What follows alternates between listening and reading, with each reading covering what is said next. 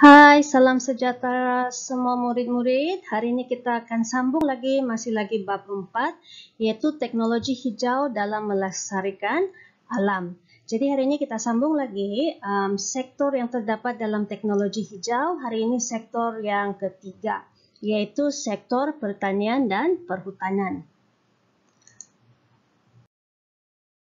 Jadi dalam standard kandungan ini, sektor pertanian dan perhutanan, standard pembelajarannya adalah yang pertama, menerangkan isu saintifik dalam sektor pertanian dan perhutanan, dan yang kedua, mewajarkan aplikasi teknologi hijau dalam menangani isu sosio-saintifik sektor pertanian dan perhutanan.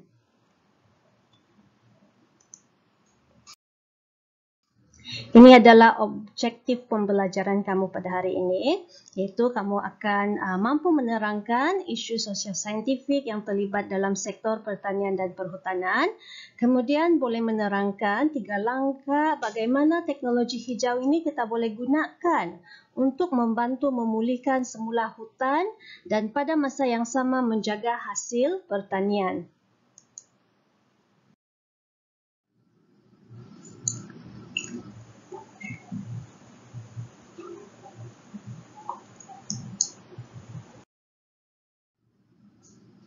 Jadi sekarang kita lihat isu sosio-saintifik yang terdapat dalam sektor pertanian dan perhutanan.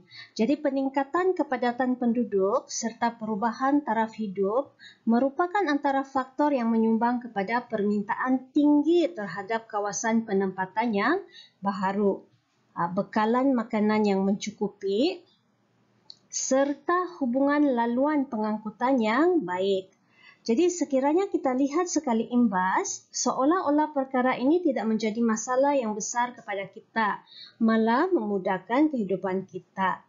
Tapi tahukah murid-murid, semua ini boleh menjadi satu bencana yang dahsyat kepada kita seandainya perkara ini tidak dikawal dan diselia dengan baik. Yang mana antara lain adalah penerokaan hutan yang berleluasa akan mengganggu kitaran gas di bumi. Jadi hal ini merujuk kepada pernyataan bahawa hutan ini merupakan peparu bumi.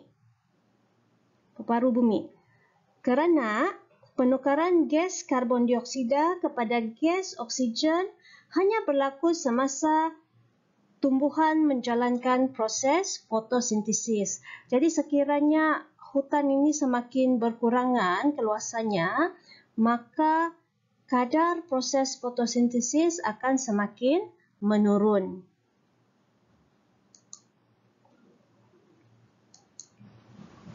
Kemudian pembakaran terbuka yang dilakukan oleh para petani di kawasan ladang boleh menyebabkan berlakunya jerebu yang teruk.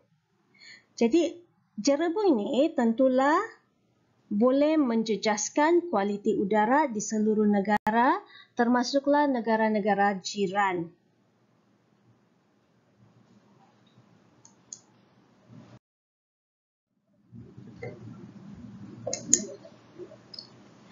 Selain daripada itu, banyak kawasan hutan dan pokok-pokok balak ditebang bagi pembukaan tanah untuk tujuan penempatan dan untuk pertanian.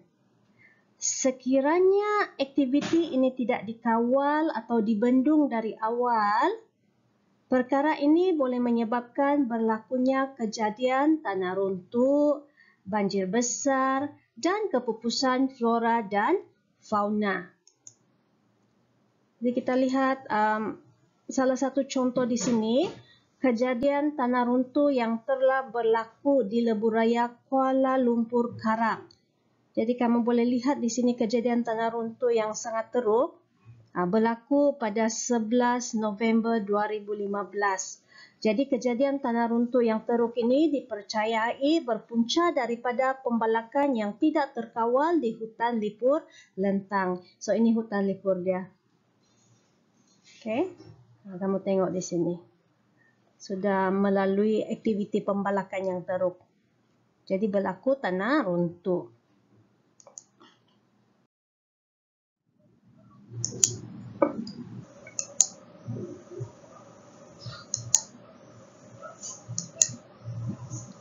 Jadi selain daripada untuk penempatan dan juga untuk pertanian, hutan ini juga ditebang untuk memenuhi permintaan yang tinggi terhadap perabot serta penggunaan kertas. Okay, terdapat permintaan untuk menghasilkan kertas. Jadi sekiranya permintaan ini tidak terkawal, ini menyebabkan penebangan hutan yang dilakukan itu akan berleluasa. Kerana kedua-dua produk ini kita perolehi daripada pokok.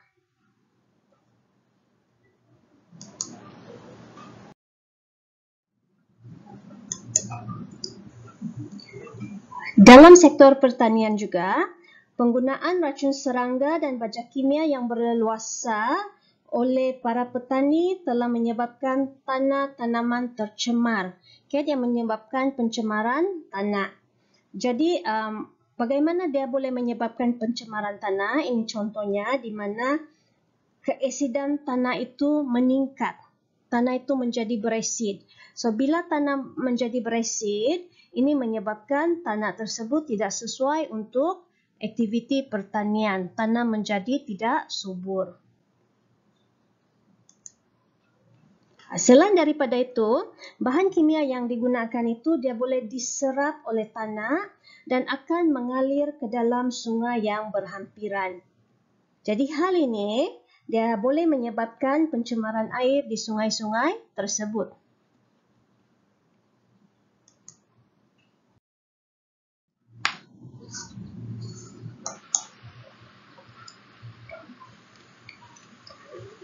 Jadi sekarang kita lihat apakah aplikasi teknologi hijau dalam menangani isu sosio-saintifik sektor pertanian dan perhutanan. Artinya bagaimana teknologi hijau ini boleh membantu untuk memulihkan semula hutan yang sedia ada dan pada masa yang sama menjaga hasil pertanian.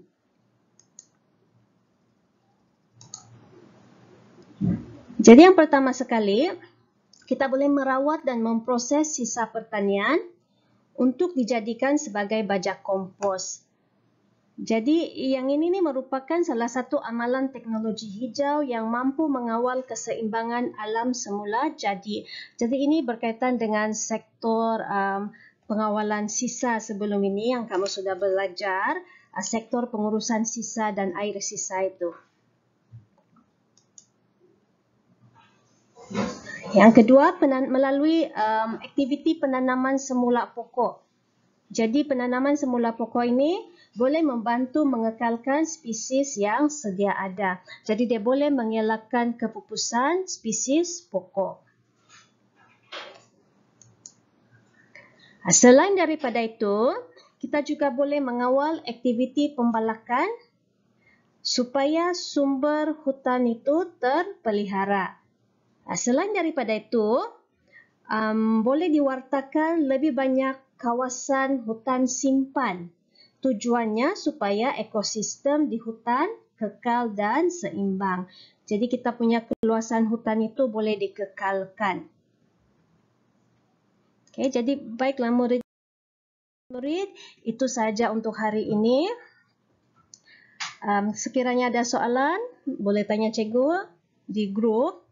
Tugasan nanti cikgu akan berikan. Okay, itu saja. Thank you very much. Bye.